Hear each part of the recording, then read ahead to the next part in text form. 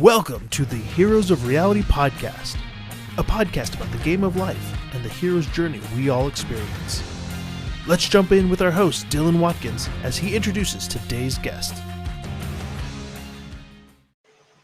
Welcome, young adventurers. Dylan here, and on today's podcast, I have Silja Litvin.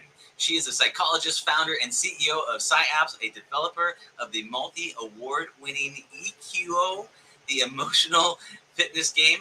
Her Techstars portfolio company uses gamification and psychology to help people and help themselves. So without any delay, I'd like to welcome Silja. Welcome, Silja. Hi, Dylan. Thank you so much for having me. Thank you for coming on the show. I am excited to chat with you and your emotional fitness game that you've created. I'd love to just get started, to just start off with your origin story. Just a little bit about what got you into psychology and what ultimately got you into the gamification with AI and all that jazz to create an emotional fitness game. Yeah, the origin story. So I am actually German, and I was born in Germany, but I grew up in Southern California when I was a child. And then when I was about between 9 and 10 years old, we moved from California back to Europe. We were in Luxembourg for a while, we were in France for a little bit, and then we moved to Germany. And even though there's not that big of a culture gap between, let's say, America and France or Germany, or between Luxembourg and Germany, there is a lot going on specifically for a child. And I always had this feeling that life was very chaotic and that there was no patterns that I could recognize. And I felt very kind of vulnerable to life as a child. I remember this feeling quite strongly. And then on my sister's birthday party, I was 12 years old. Someone gave her a book about body language. I remember opening that book and going like, wow, my mind was blown that there was a science that could help you understand that there was rules and a science behind behavior, emotions, reactions, cognitions, and all these things. And that was when I said, okay, when I'm going to be a grown-up, I'm going to be a psychologist. And I guess I'm one of the very lucky people who, the more they learn about the field that they want to work in, the more they love it, the more the intrigue they get. And I ended up being a psychologist. I went a little, it was a winded path. I didn't go straight from from school to university, but ended up in the field. And I have to say, I still love it. And I'm knee deep in research, and it's a great field. That's awesome. So, just talking before you go into the gamification app space, psychology. What personally, what excites you about it? What about the whole concept of it is something that continues you to have you become a seeker and continue to develop and refine your skills? I guess you could almost call it a philosophy, that I think that mentally healthy people with the skill sets to be able to deal with whatever life throws at them, and it doesn't mean that life's going to be easy or good to them or anything, but that they are able to process, bad situations, grieve, anger, and all these things in psychologically beneficial ways, are people who are innately able to experience happiness and joy, and are going to be a lot less likely to cause pain and make the right life choices, right? So I believe that there is kind of a fundamental core in almost all religions and in positive psychology, meditations, and spiritual findings that all come to this core, is that if you know how to use your brain the right way, then you can find happiness and be a good person and add value to society in a way that brings joy to everyone. And I feel that a lot of the time people make bad choices that hurt themselves and others because they simply don't have that information. When I was younger, I used to struggle very much with anger issues, right? I would get so angry, I almost broke a toe kicking a pole because I missed the bus, right? It was that bad. And it didn't add any value. It was just, I was suffering, the pole was suffering, the people around me were like, what's happening? So when I started to learn to be able to process the anger in a way that didn't harm myself or others, the anger has much less of an effect on me, and I'm not going to cause other people harm. You know what I mean? So Yes. I want to be able to unlock this knowledge in a way that is easily accessible and implementable by everyone.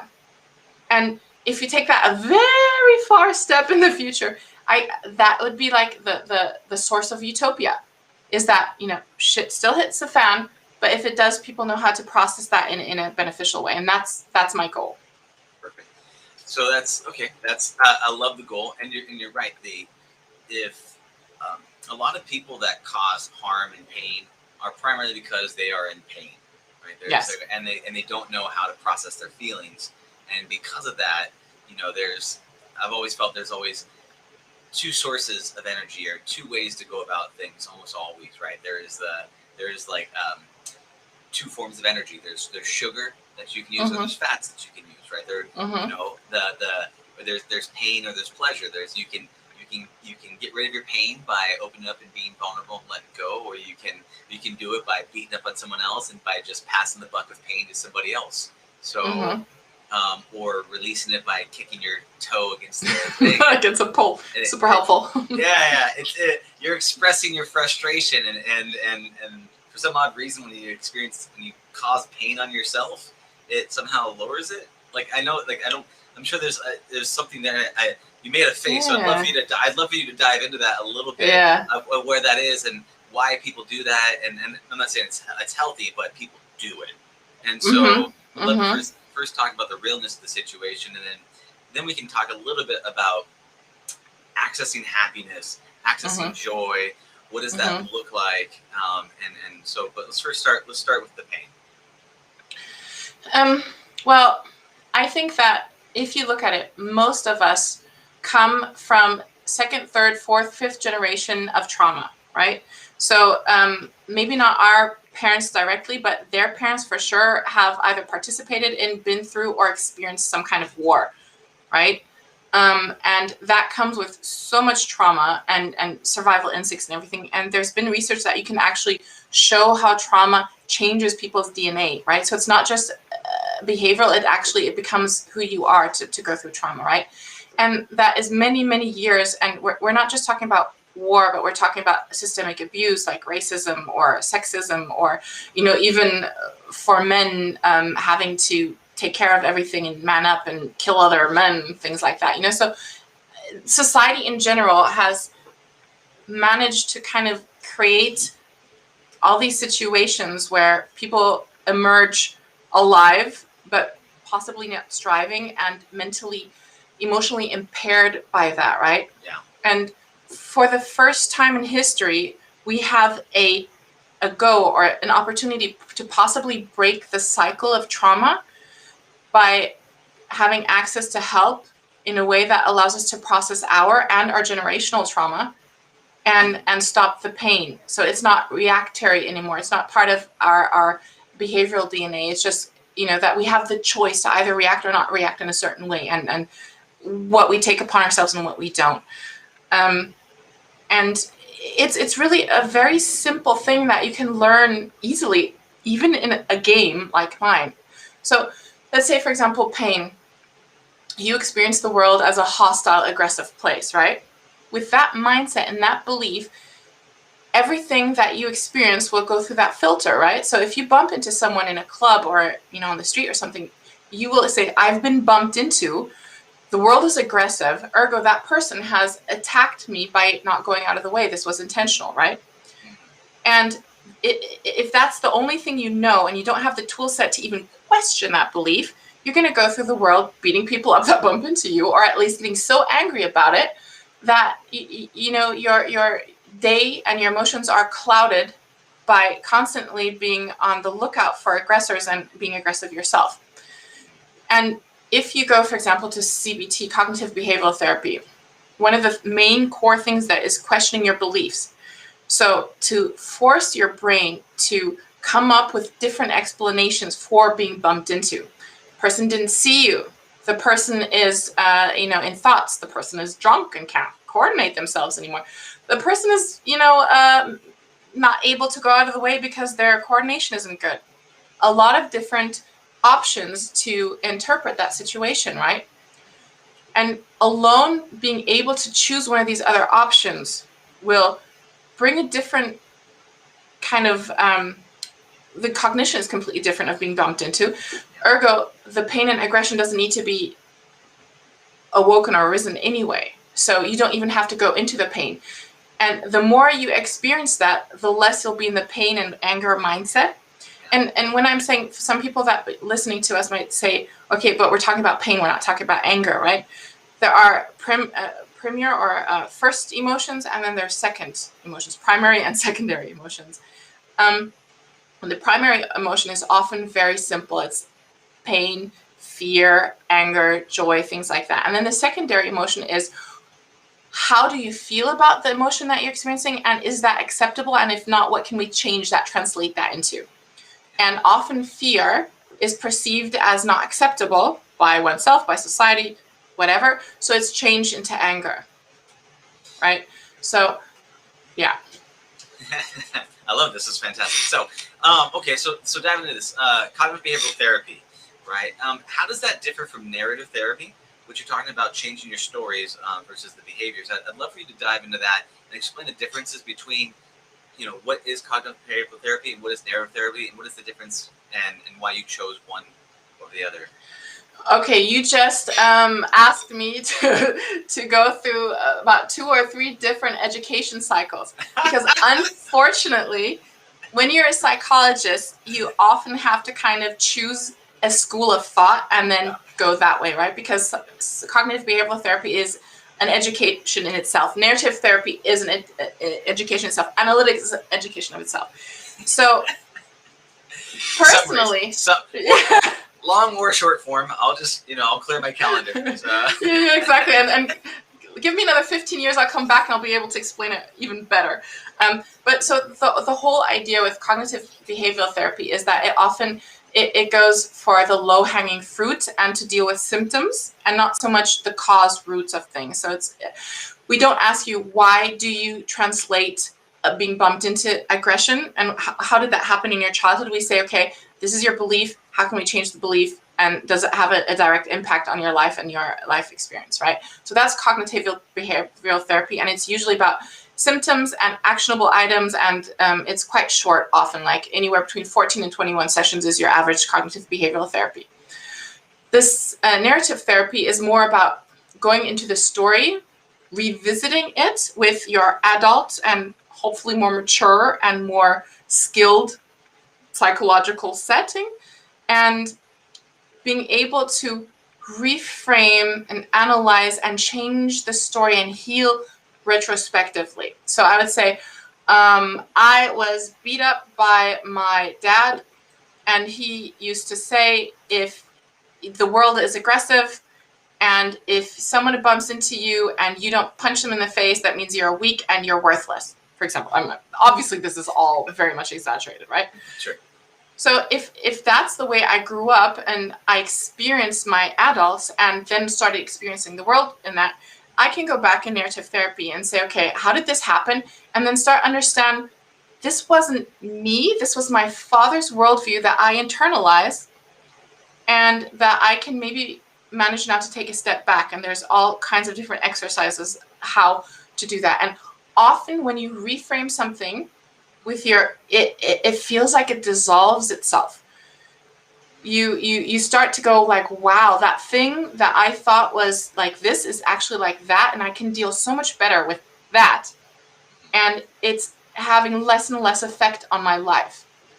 That's super interesting, because you're talking about, in order to operate in this reality, we have certain ground truths that we run by, right? There's that ground truth that the world is dangerous. People that bump into me are jerks. Often people that drive.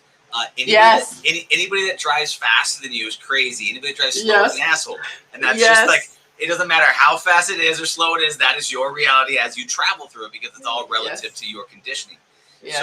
So same thing true. Like, what happens, just like psychologically happens when you start to detach yourself from those stories that bind the truth? Like, what's happening in that? You're talking about the dissolving of that. And I know there's other ways to go about that. But what can you explain a little bit about what's happening there?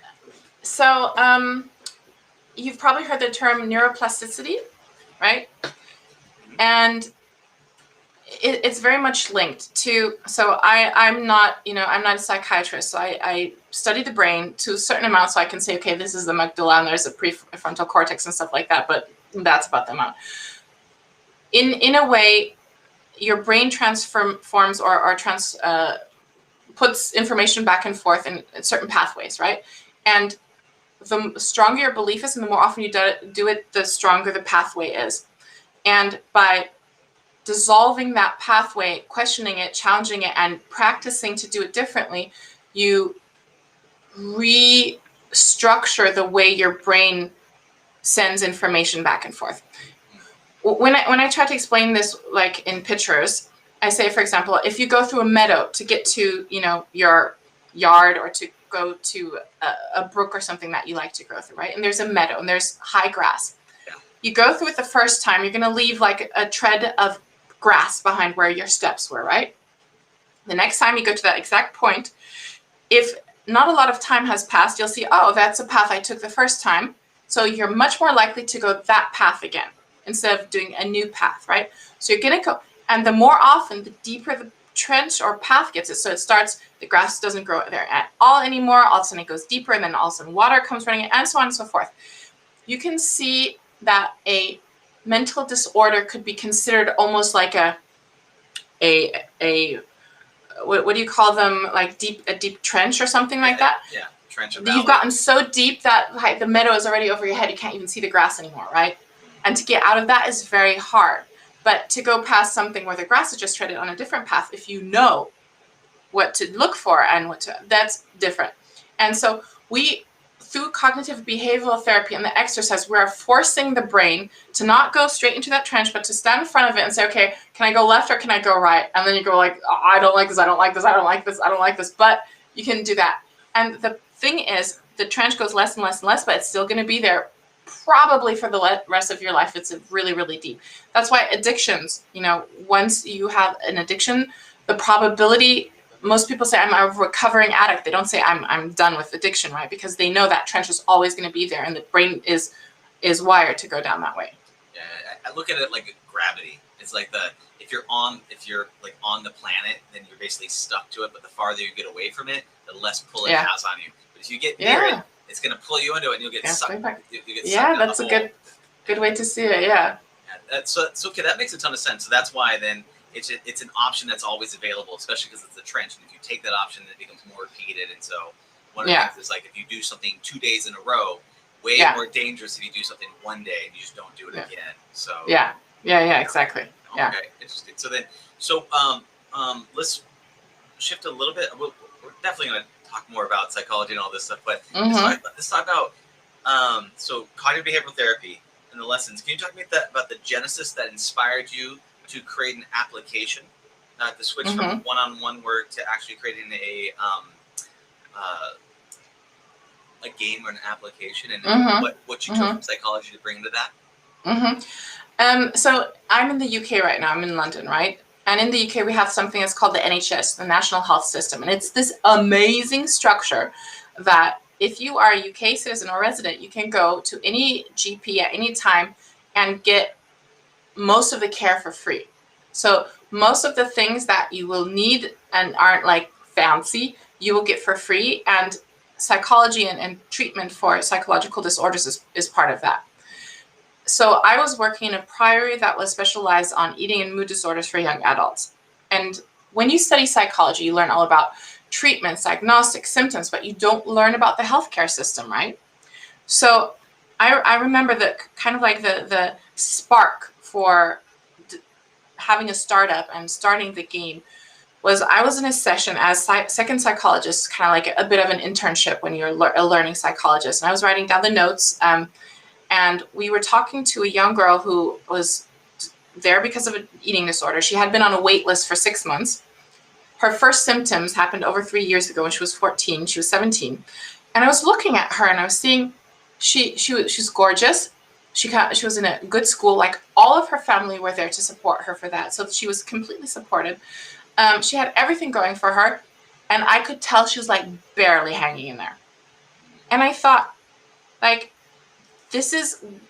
we should have seen her 3 years ago. And if that's not possible, because she didn't even know that it's unusual to feel the way she felt, at least we should have seen her when she needed us 6 months ago, when she started looking for help. But then I kind of started looking at the healthcare system and seeing that it is vastly under supported for people who need healthcare. I think about only 35% of the people who actively look for mental health care receive it. And that's just not enough. And even if I worked myself to the bones, I couldn't help enough people that would need my help to feel like I'm actually making a difference. And this was like in 2016, there was a lot of emerging evidence that web and desktop-based interventions were almost as good as face-to-face therapy. So I was thinking, okay, we know now that for a certain group of people, being able to do the exercise instead of face-to-face on a setting on your computer is as effective as going to see a therapist or taking drugs. Why don't I transform that into an app? Because at that point, people were starting to move from desktop to apps on their private space. And that was pretty much the birth of my company. So I remember going for dinner and saying, I'm going to do my PhD thesis on developing an application. And, this is how I'm setting it up. And my friend was like, oh, no, you need to make that a business. And I'm like, me? I have like zero business knowledge. I would not know how to go about that. I didn't even think it would be an idea. But the thing is, if you're in the private sector, you have a lot more space to do what you want to do faster. You have less restrictions, and you can just own the product. So I started looking into that, and I set up my company, PsycApps, and we did our first application. It was for anxiety and depression, and we did a clinical trial, and we could prove that using it over 4 weeks significantly lowered your depression and anxiety levels up to the level of a beta blocker, so a pharmaceutical, but with no side effects. Because if you look at the side effects of most of the pharmaceuticals, you have terrible side effects, and so many of them, right? And a lot of times people don't even know, like, is it going to work? Is it not going to work? But I'm going to not ever sleep again. I'm going to get nervous. I'm going to have heart palpitations. I'm going to get fat. All these kind of things that people have to deal with. So we're like, I'm going to go and save the world from depression and anxiety for like $9.99. So anybody can afford it. Like, even if you're living off of stamps, you can still afford £10 to, take care of yourself. The world did not want to be saved that way. So we had the terrible retention rates. It's so hard. I know. I'm like, guys, I'm helping you here. You're like, oh my God, how'd you get in amazing physical shape? You're like, diet and exercise. And they're like, do you have a pill? Do you have something I can take that doesn't take it? Because we want to be the heroes of our own story, and we're lazy. We want the easiest path. We want to conserve energy as much as possible, and we want to do what's comfortable. But we also want that superpower. We want both of those things. And so, that's the human condition. So can you talk to me, like, please continue on to the story of being rejected by all of civilization and trying to save them? But everybody in the world looked at the app and said, nah. What? How long ago was that? 2016. 2016. So when did you start trying to make the app? And then when did you release it? And then, and then just so I can time track. 2016, founded the company. We started the clinical trial in 2016. We launched the app 2017. Launched it, crickets. And I'm like, okay, well, maybe it's me. Maybe it's a really bad app, or it's ugly or something like that. Well, when I went back to the books, I saw that is the major issue that all mental health products that are digital really struggle with. The American Psychology Association says that people spend, on average, 2 minutes on a mental health app before they decide it's not for them. And you can have the best app in the world that has, the highest significance and effect sizes, and it really helps people. If people don't stick to it, it's not going to happen. It's not going to help anyone, and therefore it is useless, right? And I thought it is too good an opportunity to just drop it. But how can you get people to stick to something that's good for them?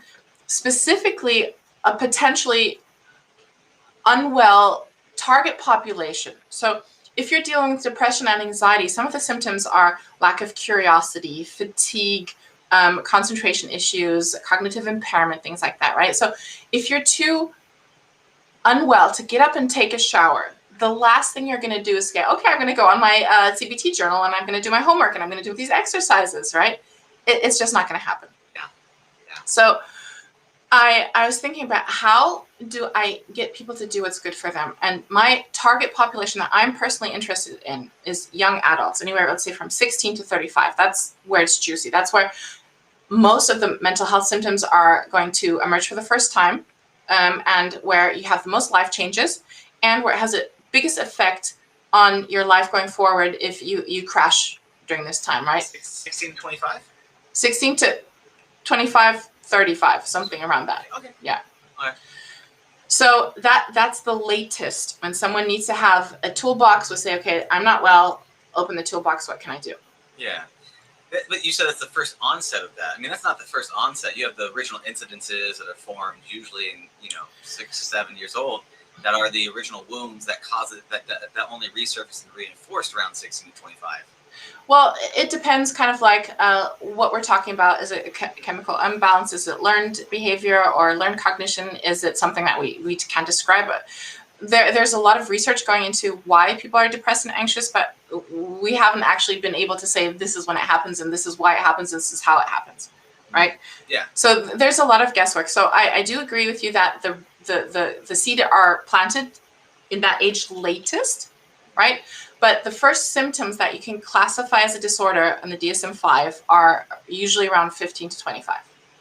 What are those? What symptoms? You mean like unmotivated, like that? Yeah. So the DSM-5 is a book full of mental health disorders. I think we have like 350 or something different classified disorders, right?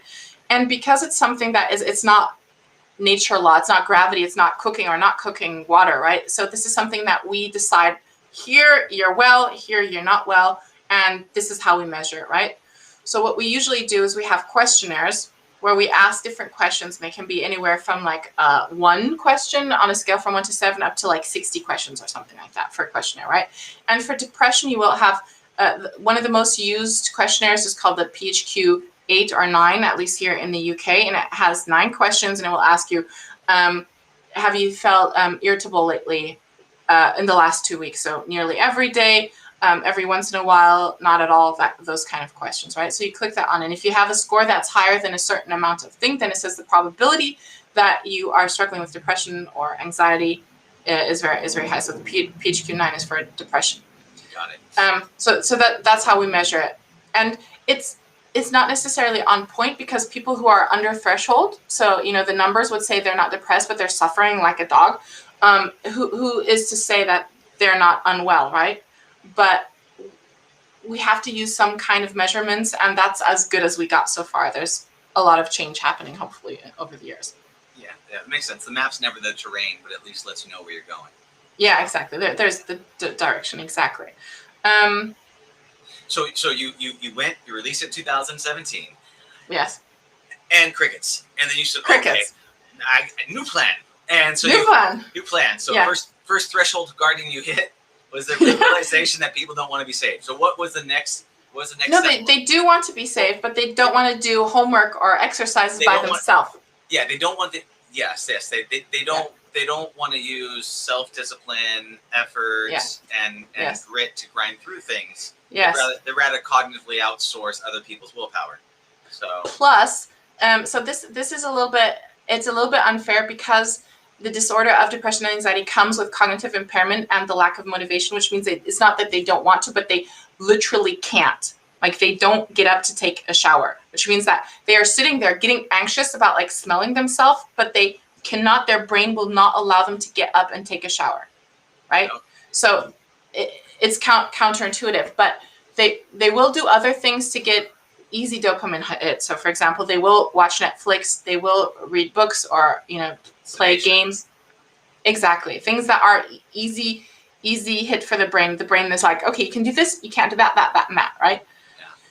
So I looked at the target audience and said, okay, what are these people doing on their free will. Where can I find them? Like, they're not coming to me.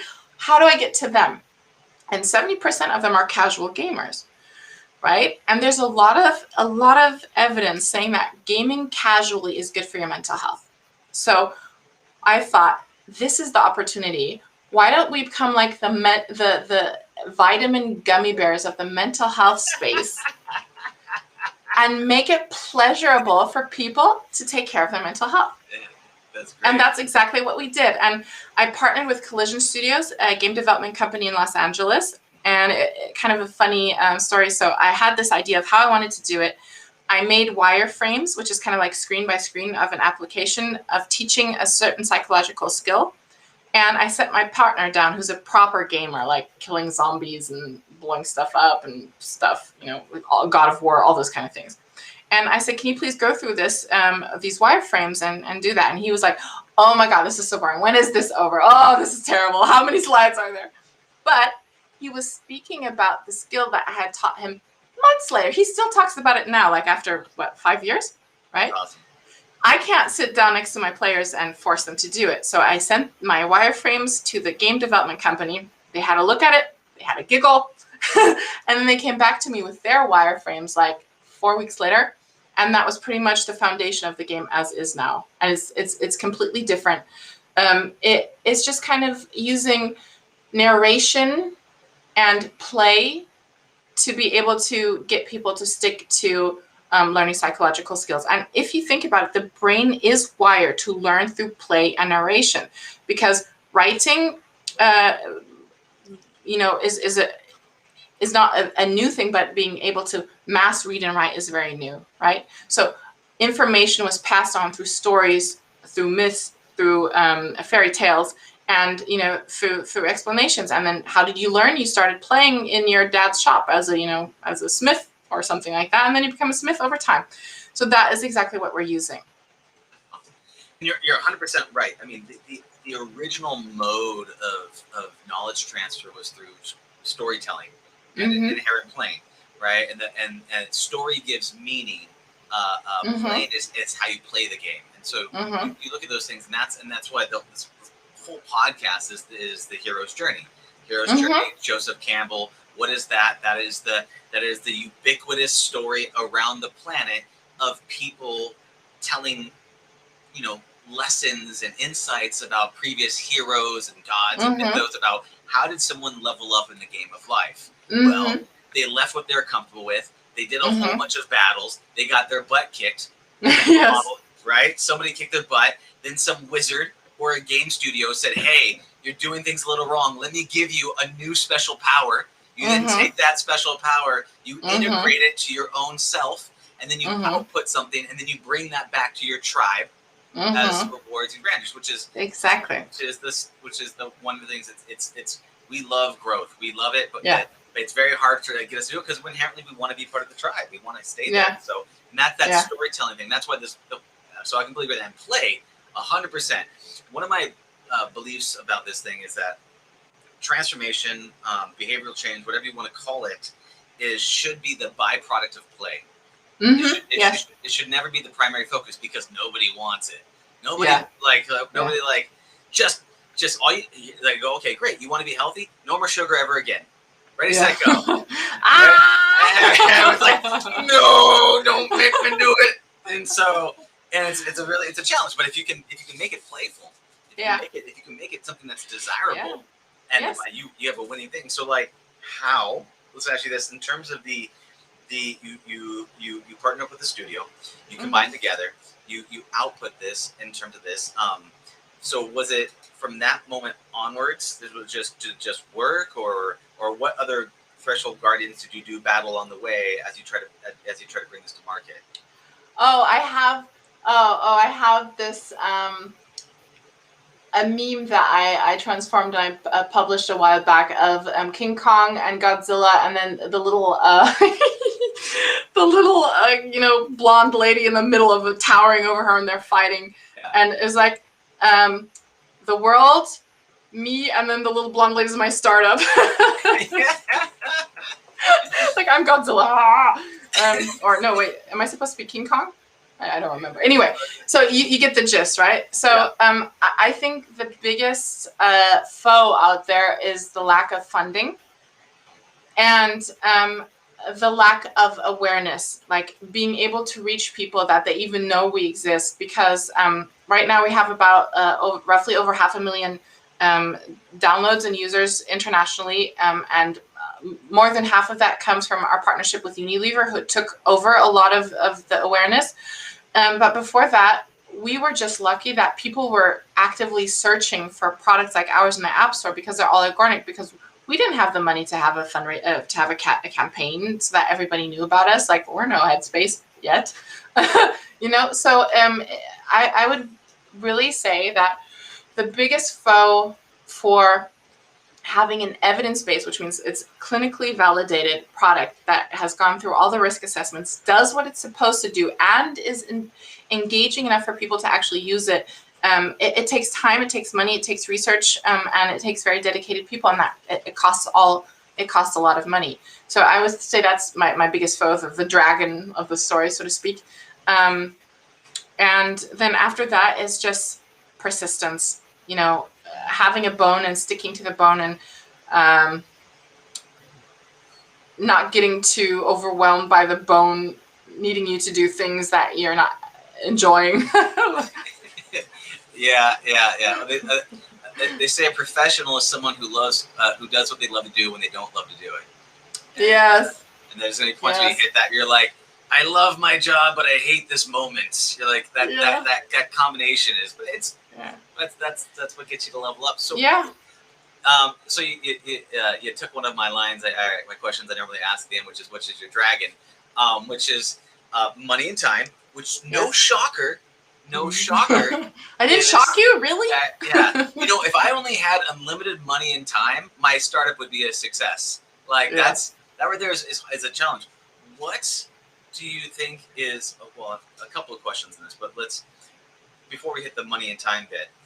Okay, since you redid it, since you revamped it, since you've done the new storyboard, since you've outputted it, what has been the adoption rate now? Because you said 2 minutes on average. How have people taken it now? Yes. Do you have any data that you can share? Yes, absolutely. So on average, about 65% of the people who use us on day one stay with us for 3 months, right? So we have a 65% month 3 retention rate, and our average user is about 15 to 20 minutes each session, our average session. So we have about 5 times higher retention than any other mental health app that I have come across as of yet, which doesn't mean they're not out there, but the research that I've done, on average, you have month 3 retention of about 2%, right? And the session duration is anywhere between the 2 minutes that we discussed and maybe like 5 to 10 minutes. So it is fantastic. Yes, exactly. So there is a bit of a drop-off rate from day one, from download to day one, because it's not for everyone, and people don't really know what to expect. So it's not an established product. Like, you don't say, I'm going to look for a mental health game right now, right? If people kind of stumble across this and say, is that even possible? And then, you have people who don't like the game form, people who aren't looking for mental health, people who are, so that I think that's something that we could probably work on, to kind of bring forth the message and have people habituate to the fact that the mental health game is a thing, and know what to expect. And sometimes when people are like, we have conversations with people and they're like, it doesn't really feel like a real game to me. And I'm like, so what are you talking about? So they're saying, this choose your own adventure, becoming human, Detroit. I'm like, they had 50 million funding. Like, up to date, we've had 500,000 in funding. Like, give me 50 million and I promise you we will be better than becoming human, So it's, Yeah. And that's, well, there's a couple things. One, people don't understand. From a gaming perspective, people just look at it, they're like, I don't like this. Why aren't you like Angry Birds? Why aren't you like, you're like... You're not Fortnite.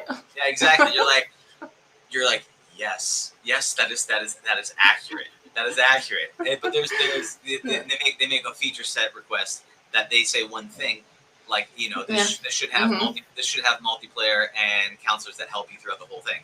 And they're like, but it's easy to say, difficult to execute. So you're seeing that other side of the perspective. You said there was a thing that had 500 million in funding. What was Becoming Human? Like, I'm not familiar with that. No, 50 million. 50 million. 50 million? So 50 million, yeah. So it's a French game development company, and it's a choose your own adventure story of a android that looks very human-like in the future, and he's a detective, more or less, right? And so the decision trees, you can play the game like 20 times, and it always has different endings because you don't make the same choice twice usually, right? So that's like a proper choose your own adventure with multiple levers, and you can do it with multiple people the same. So you have like a team of 100 people working on it for like 5 years. That's slightly different than like 10 people. People don't know how deep decision trees go. Like those things can be massive. The real decision trees are the ones that completely break out and all these patterns in it. It just starts to multiply. Versus healthier, manageable ones are ones that can break out and come back to the light. So they branch out for a second, and they pour you back to the center. But you need that. Otherwise, like if you try to just spread that out at the beginning, everything becomes mediocre, right? Yeah. Or you just need a tribe of writers that all stick together, and they say, "I'm taking it this way. You have to connect it there," and they're all on the same page, and you have this huge wall. A tribe of writers is a good way to put it. It'll take time. So I guess people don't appreciate that. So that's interesting that you're being compared with that. So so you've done it. You've raised that. Okay, bringing you back to the question of if only I had more money and more time, then everything would be wonderful. What is the biggest challenge you have for getting more money? Is that raising money, or is that making more sales? What area are you looking at to actually get the revenue that you need to be able to execute? Right now, it's kind of both. So we just hired our commercial director who is working on sales, and we've pivoted from B2C to B2B. So we're actually we would like companies to take over the costs for their employees, so their employees can get the benefits, but and the company as well for having healthy employees, but people don't have to pay it out of their own pocket. So that's ideal for us, win-win for everyone. So that's on the sales side right now, and kind of educating the market about the product, why the product works, why it's okay to buy your employee a game. I don't want my employee to play during work time. Hey, the 15 minutes they take on a level of ours is going to benefit your company more than if they just sit on their chair staring to space because they're depressed or they're on the verge of getting depressed, but okay. And then we're also fundraising right now. So we're launching our fundraising campaign in September. And I guess the market will let us know if they agree with us or not. Our offering is stronger than a lot of the things I see out there that are getting funding. So I'm optimistic. When you say you're launching your fundraising campaign, is this like a Kickstarter campaign, or is this a... No. It just means that everybody's all hands on deck, speaking to as many investors, having the pitch deck ready, pitching, calling up, getting your contacts warm and everything. Yeah, it's a if you've never done it, and I have done it, poor thing. Yeah, you understand. It is a you are on the road. It's a whole process. It's a whole thing, and it's got to be a lot of it's got to be a major focus. It's got to be. It can't just be like, oh, I'm just doing it in the background. It's just I'm gonna it's got to be this massive. It's its own business unto itself. So what advice or guidance would you give to people that are looking to raise money for, say, applications that help people become better, what they're going for? They want to make this world a better place, and they've got an inkling of an idea, and they're like, I'm gonna go and raise 50 million. Bada bing, bada boom. Advice number 1: give me half. Become a partner. Spoken like a true entrepreneur. Exactly. That's wonderful. Like there's a lot of people that want to do change, but some people, they're just starting college. They're fresh out of the boat, right? Yeah. They're in the corporate space, and they're not happy, and they're like anything but this, and so they jump into that path. What advice would you give to someone? I would say that you can learn from a lesson that I had to learn the hard way because some people did tell me that, but I chose not to listen, was to have a business model before you go build anything. So with our first version of the game, we had a 5-week course. We had effect sizes like 3 times that of a beta blocker. We had insane retention rates and everything, but it was in-app purchases, and you can make like maybe $2.99 off of the game, right? And it was not a business model that was liable. Like you couldn't raise money with it, you couldn't make money with it, because you have to put marketing money in to be able to. And our customer acquisition rates, it didn't add up. So that's when we pivoted to the B2B with a different product. So we did a lot of changes. So from business to consumer to business, and that way, if you get a business like, let's say Unilever, they have over 100,000 employees, right? So the process is a lot longer, but at the end of the day, all of a sudden you have a pool of 100,000 customers. Whereas in the B2C world, I have to go after each customer individually, right? Which takes so much more energy. Yeah. And it's but please don't forget that we're very much restricted ethically and psychologically than other games are. I can't put treasure chests or, a gambling thing or ads for making your wiener bigger or something like that into my game because we're working with a. I hope you don't like bleep me up the whole time. So no, there's no bleeping. No, we say fuck, we curse on this one. It's completely okay. Good. So please. I just thought about how like you want to kick a man when he's down. It's like, are you feeling depressed? Are you sad? Are you this?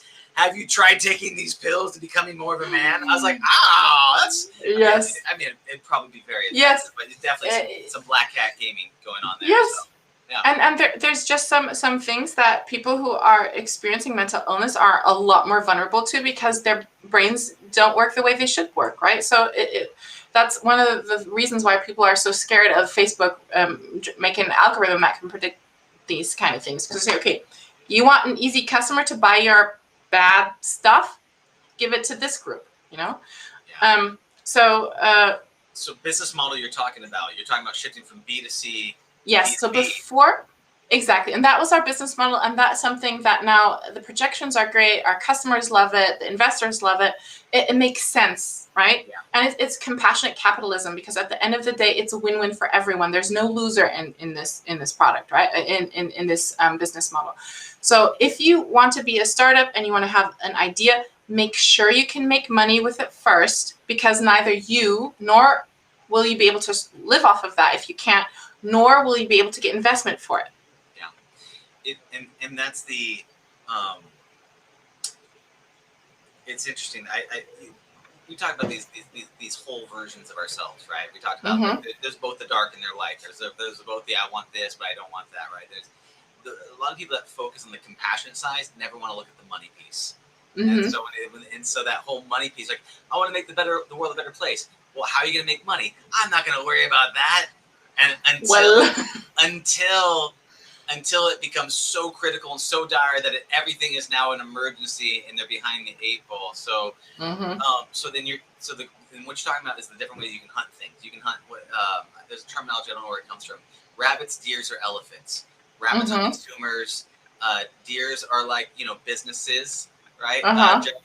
Mid-sized business. And then elephants are like enterprises. Yeah. So each one takes levels of teams and skills and times and energies. You can hunt a rabbit, but as much energy as it takes, it's gone. So so then when you're thinking about the business model bit, is the exercise is how do you make money? Is this sustainable? Can I show that it's profitable for me? And then can I show it's profitable for my investors? Is that exactly? Is there any other questions that they would ask or think about in that process? Well, if you are a non-technical, non-business oriented person like myself, it really makes sense to partake in some kind of accelerator, one that is not accredited, because I don't think there's an accreditation for accelerators, but well-known and, has great ratings and has a good outcome with people. So I was part of Techstars Berlin 2019. And I remember one of my very first pitches in 2017. I went to speak to an investor and he said, "What's your traction?" And I asked him, "What is traction?" Oh no! gonna hide behind my microphone.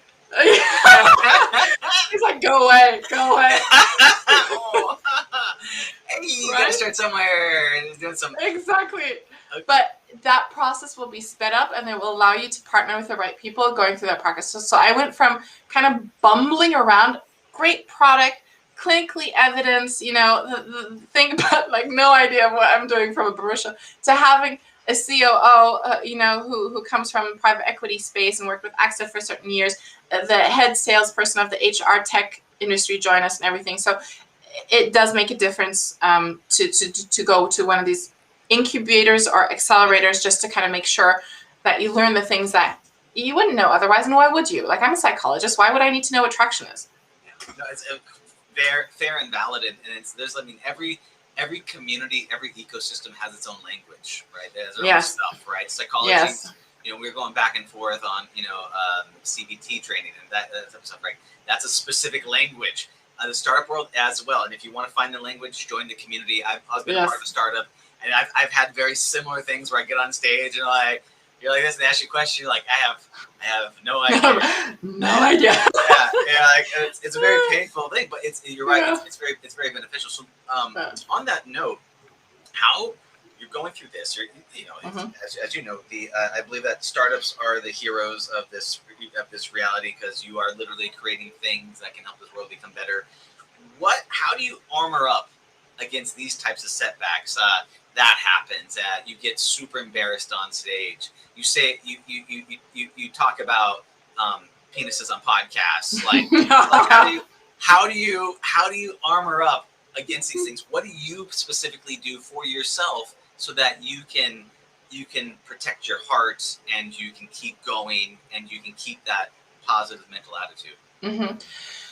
I would say that I've kind of adapted something that comes from Buddhism, but is core to positive psychology and to a lot of other things. And that would be the three things: non-judgment, non-attachment, and non-resistance. And that's really my mantra. So non-judgment is like, sometimes things are the way they are, and by judging how they are just adds a layer of pain to it. So for example, if an investor declines investing in me, an investor where I find it's a perfect fit and we really benefit both from it, and they say we're not interested, it is what it is, right? And as soon as I add meaning to it, judgment, saying this is terrible, I'm not just suffering from the occasion, I'm also suffering from the judgment to it. Non-attachment. This is, I think, the hardest, because specifically as a founder, you over-identify with your product, right? So like you are the startup.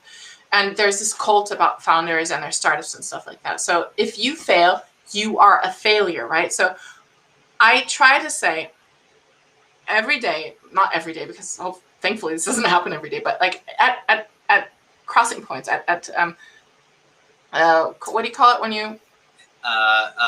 Luminary periods. Forks in the road. Yeah, decisions. Forks in the road. Yeah. Decision, exactly. Say, have I done everything that I could? Have I given it everything that's healthy? Like, yes, it's good. If it breaks down now, if it goes bust, if something happens, I can look back and I said, I give it my all. I feel good about this. I am not attached. This is not me, right? And the third is non-resistant. So if that said investor says we're not investing in you, and you keep on grinding cognitively against, did I send this email? Did they see this? Why wouldn't they into this? Resisting the fact, you are spending so much energy and negative energy into something that is absolutely futile. Yeah,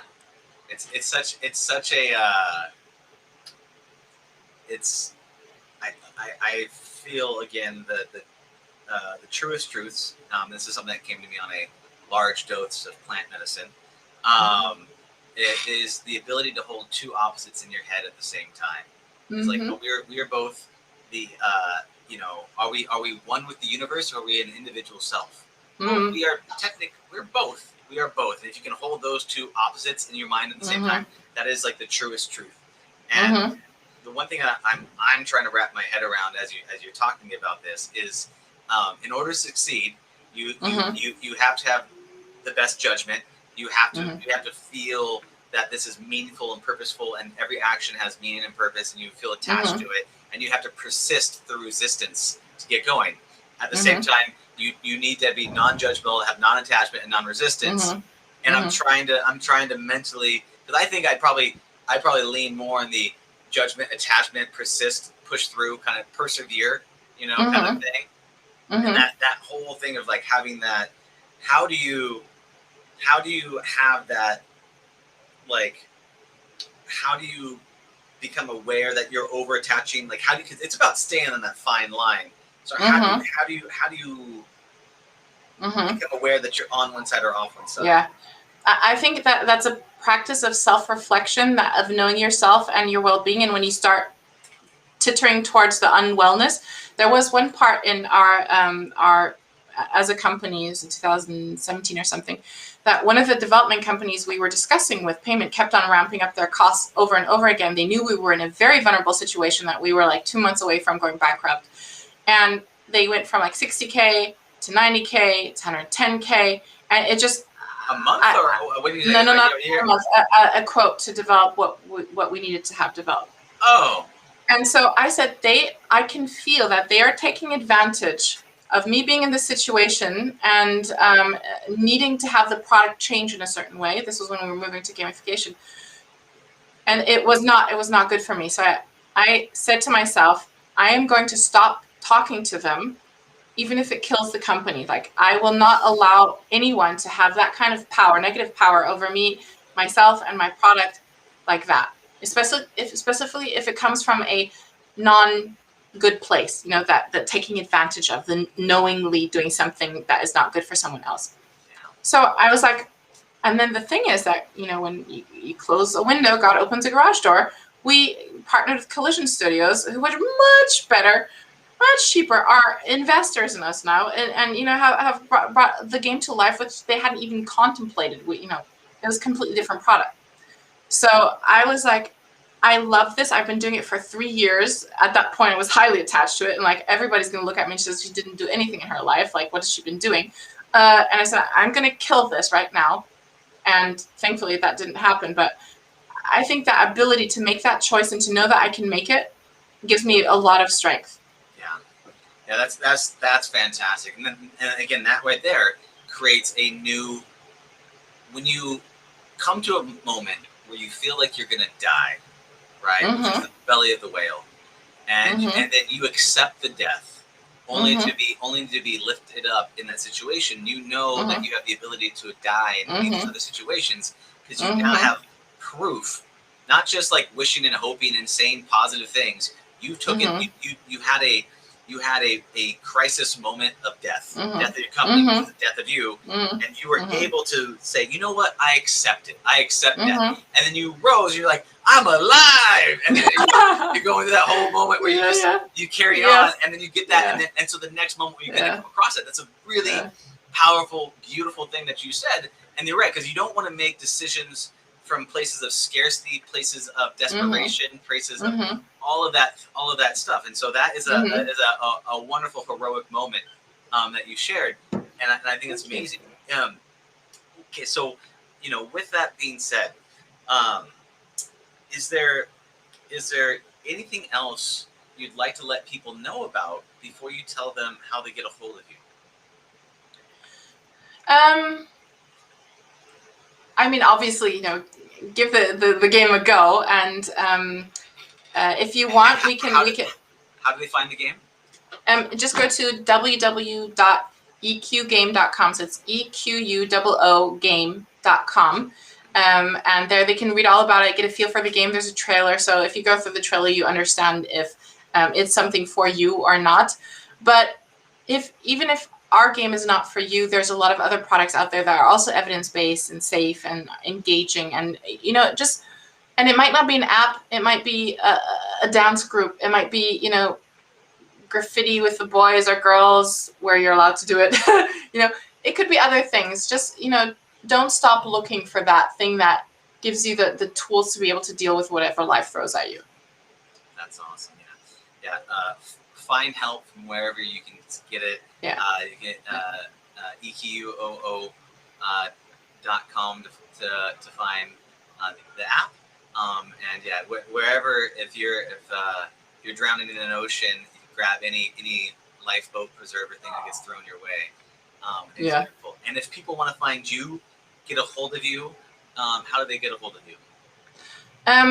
I guess LinkedIn is probably the easiest, or on my website, you can also write an email. It says contact form. It goes all to me because we're very small. So that's probably the safest way. So go to eQuoo.game.com. And if you fill out the contact form, you will be pinging me. And I'm always on my phone, unfortunately, which you shouldn't do. And so I will get back to you. Yeah, I completely agree. Awesome. I appreciate your honesty and your insights, and I love all the work that you do. So thank you so much for coming on the podcast. Have a beautiful and blessed day, and I will see you in another reality. Thank you, Dylan. Bye now. Take care. Thank you for listening to the Heroes of Reality podcast. Check out heroesofreality.com for more episodes. While you're there, you can also take the Heroes quiz to find out what kind of hero you are. Or, if you have a great story and want to be on the podcast, tell us why your hero's journey will inspire others. Thank you for listening.